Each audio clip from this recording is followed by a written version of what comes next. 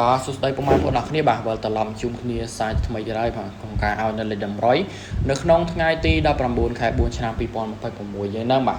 ហើយមុននឹងឈានចូលទៅដល់ការឲ្យនៅលេខ100ឲ្យមានក៏សូមចិត្តពុកម៉ែបងប្អូនយើងបាទជួយ like ជួយ share បាទ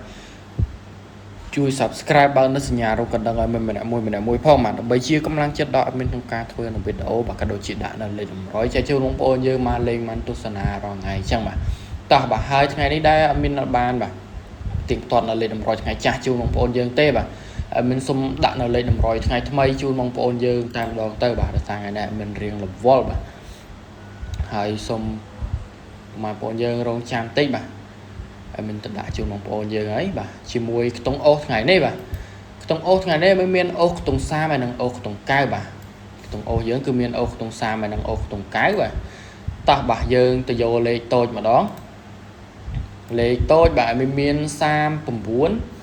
98ហើយនឹង27 56បាទលេខតូចយើងគឺមាន4គ្រាប់ដោយរាល់ដងទេបាទបងប្អូនឆ្លាញ់ចូលចិត្តគឺអាចយកទៅលេងបានបាទតោះទៅយកលេខធំម្ដងបាទ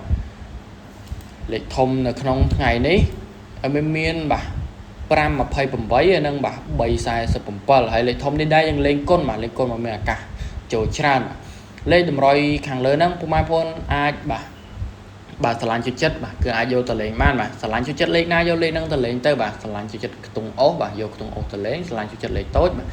យកលេខតូចទៅលេងបាទឆ្លាញ់ចិត្តលេខធំគឺអាចយកលេខធំទៅលេងបានបាទគ្រាន់តែប្រមាណផងយើងបាទជួយគុណ100 200ចោលទៅបាទព្រោះអីវាអាចនឹងមកគុណបាទលេខធំហ្នឹងណាហើយប្រមាណផងលេង BCD ទៅបាទអាចរង A បានជារង A តិចទៅព្រោះអីវាអាចនឹងមក A ដែរបាទតោះបាទលឿនខ្លីៗទេបាទចាប់ថ្ងៃនេះបាទហើយការឲ្យនៅលេខ100បាទនៅក្នុងថ្ងៃទី19ខែ4ឆ្នាំ2026យើងគឺឈានចូលដល់ទីបញ្ចប់ដែរប្រហែលបងបាទ